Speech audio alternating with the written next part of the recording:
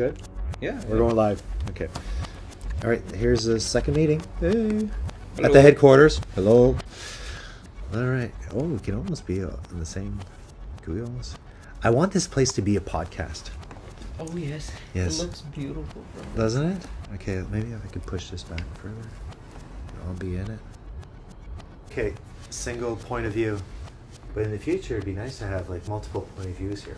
Yeah. Where the viewer could decide what angle it wants to look, where it wants to look, and even have the ability to go upstairs if they wanted to.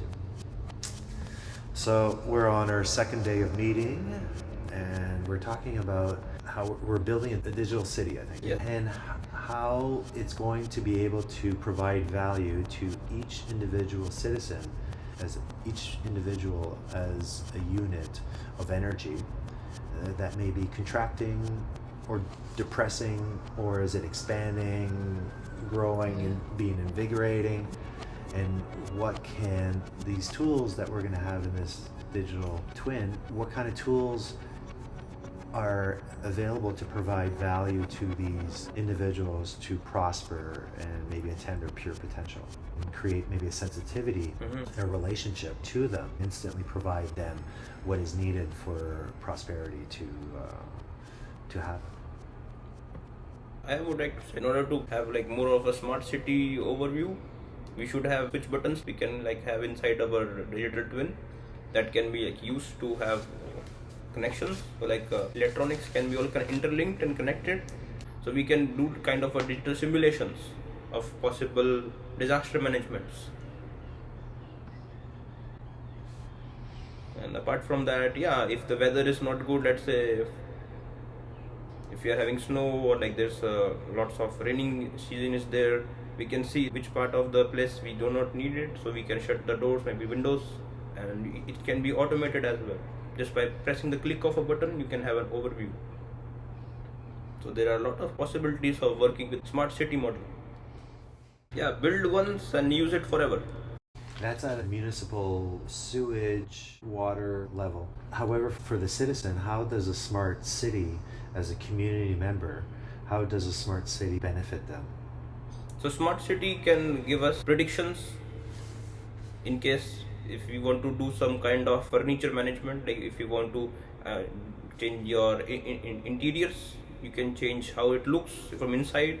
And if you want to paint the house and you don't like the paint, and then you have to redo the paint, it can help you to go for quick changes in saving time, energy and resources. That's what the basic feature of having a smart city helps. You can change what your house looks like or your place looks like, even what your outside the house or places look like. We can have a modular approach so that we can iterate and we can check which one is the best optimum use case scenarios. What are the benefits in terms of value can this platform provide them? So in terms of benefits, if you want to construct something new and you are looking to get a new space, you can try out different ways. That's one of the benefits, to test out. Testing, and then if you manage to get some kind of possible outcome which you might like, you might go for it. Sometimes what happens, we build something we don't like, we have to destroy and rebuild it. So that can help to just escape the cycle of doing in the physical space instead of doing in a digital space. That can be much more beneficial and provides more value.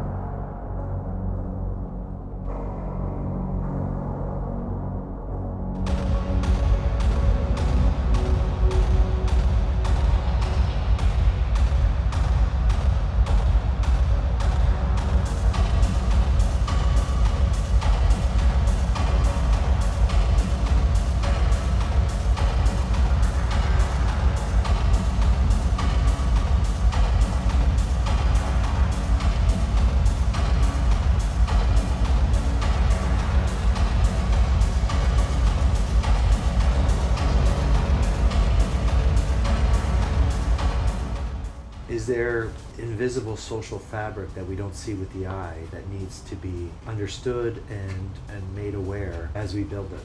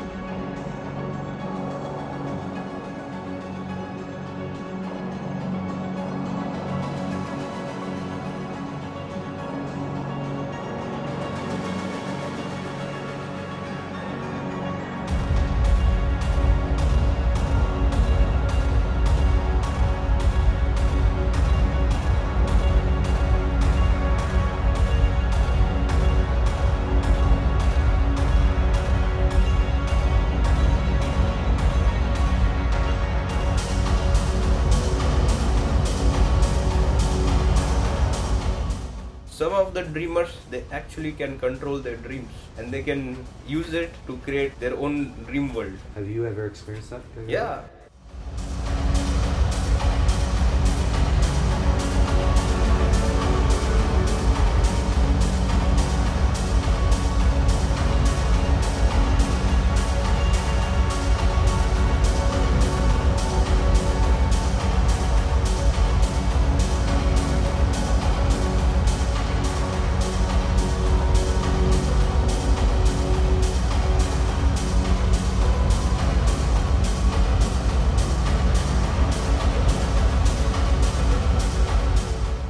I have my personal experience. I had a couple of dreams where I was the one who was controlling my dreams. But it takes a lot of brain power actually, just to be honest, because you have to know that you are actually in sleeping. You need to understand actually sleeping, but you don't want to open your eyes. If you open your eyes, dream is gone.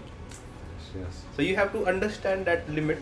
Once you know that limit, that if I open my eyes, I will lose the dream and my brain will not be able to catch up. Because our subconscious brain is more powerful than a subconscious brain. Yes. So if we manage to utilize both as a merge, there are lots of amazing things which we can't even have.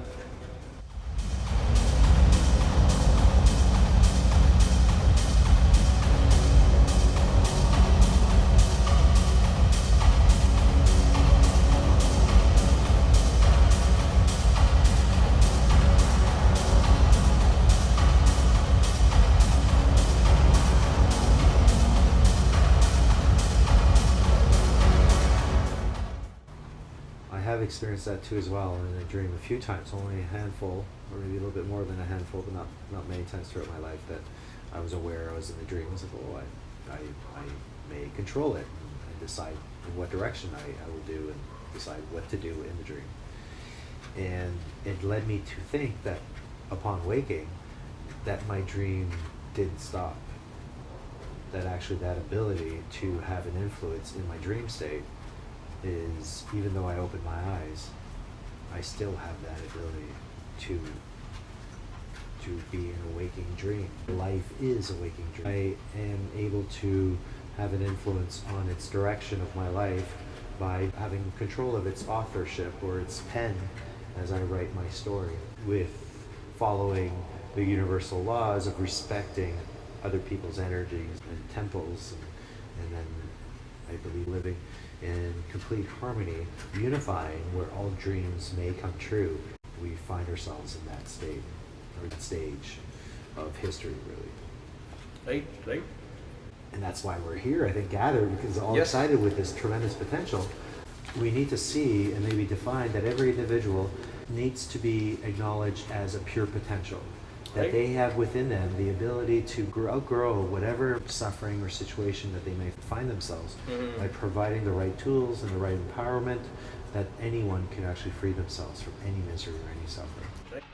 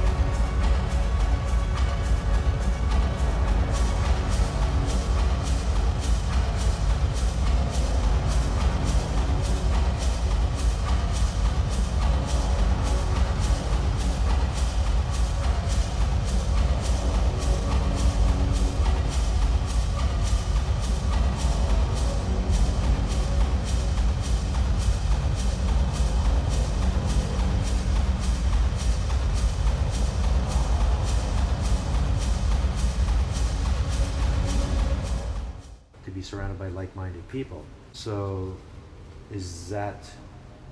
what is beyond purpose, what is beyond learning, what is beyond knowledge, I think is where GIVN is referring or leading us to. That's what we are trying to build. We are trying to build what already knowledge is there, because AI already contains all the knowledge. This project is gonna take us beyond the knowledge.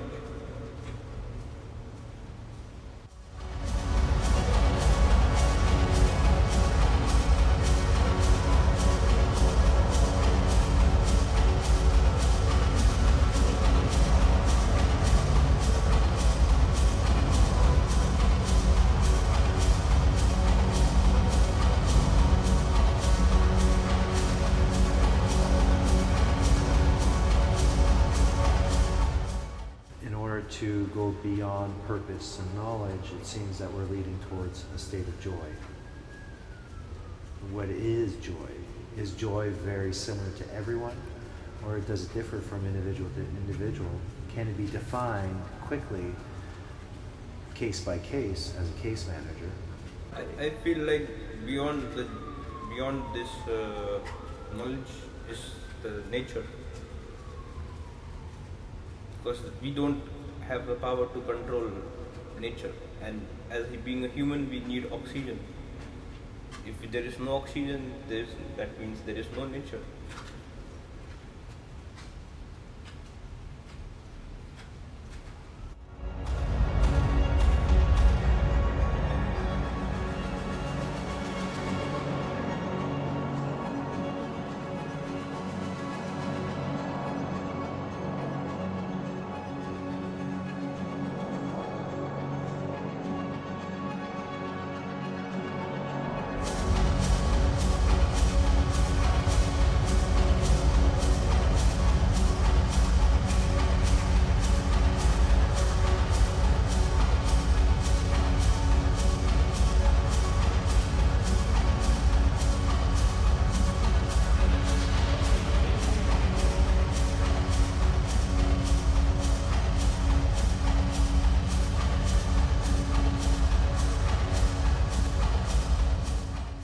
Think that people have their own nature. Your nature is maybe very different than somebody else's nature. Should we define a certain quality of nature that is Personalities. Huh? Maybe like some kind of personalities. A welcome page that has this personality test embedded in the UX, the environment, where the individual decides and gravitates towards its own personality trait. Yeah. That then provides the tools necessary for it to be empowered. So through its own decisions, like going left or right or going forward or staying still, then there's tools that are accessible to this person. If the person starts still, maybe there's different tools that need for this person to be, because they're starting from a place of stillness. If they start from a place of agitation, they're in movement, and if they go towards a place of light or dark, maybe we can also determine that this person is light is going towards darkness, whereas there may be some sort of interaction that understands the user experience. And we are back to the same loop where we started from. Which is? So first find the purpose, then go for the knowledge, then afterwards. It makes me think of a book I read. It's called The Way of an Artist. And the artists, they say that there's a cycle to the artistic spirit that we have to be aware of in order for the artist to grow and to learn. Is that there's 4 steps. The first step is the idea of what I'm going to do. I'm going to paint, or I'm going to recreate the downtown virtual. The second is, how am I going to do it? I'm going to plan it, think about it, okay, do this. The third is to actually implement it and to complete it. And the fourth one is the moment where it's done and you rejoice on it. You're like, ah, and then you let it grow on you and take a day and just rejoice in it. And from there, whatever brings about this energetic, birth of this new creation, and there's a a sensitivity that the artist needs to have in that form of rejoicing, of place of just being in joy, merry, and really not doing anything from it. There's imagery or sensations that is then further leads the artist towards its path. It's guided from within. It's not guided by the intellectual. And it just says, oh, I like this, but now I want to do this. And then it goes back into the intellectual. And it says, what am I going to do now from this based on what I just felt here? How I'm going to do it, how I'm going to finish it, and then rejoice again. And go, ah, woo. And then it goes back to, and an imagery comes up. So these are cycles of life. And what is life? And cycles of death. Things that I know if I do this will lead ultimately to death. If I do this, then ultimately will lead to life. As a holistic overview, I can see when we are having two things, which is a simulation and a video game. Video game gets over with the game over, but simulation goes on. So if we are going to create a simulation, creating a life. And what if we created a simulation that supported life and was a support system to the individual that is able to be determined by the individual depending on what path it chooses to go from in the system. The system is sensitive enough to know that I will provide these tools for this person in order for it to be in a state of joy or to empower itself. Well, in that case, I feel like the individual is gonna get simulated and they are gonna turn into a simulation themselves. Yes, they will simulate their own lives in an augmented reality of the current life, providing an imagery of themselves and seeing themselves maybe in visual imagery in the future as success stories that will actually help them, maybe empower them even further in the current moment. When the family goes beyond the door, they spend their lifetime and they come back as they were. More than that also we can provide. We can let the users live for centuries. We can actually accelerate the growth of human minds against the AI also. So that can help for human brains to reach their maximum potential, which will definitely going to escalate.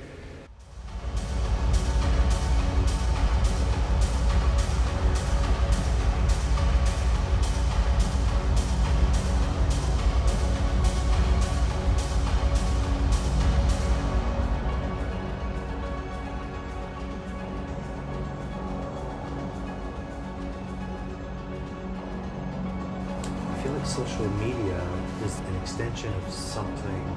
It's not a proper representation of social fabric. It's almost its own thing. When people are creating a social media environment, I would love for such an experience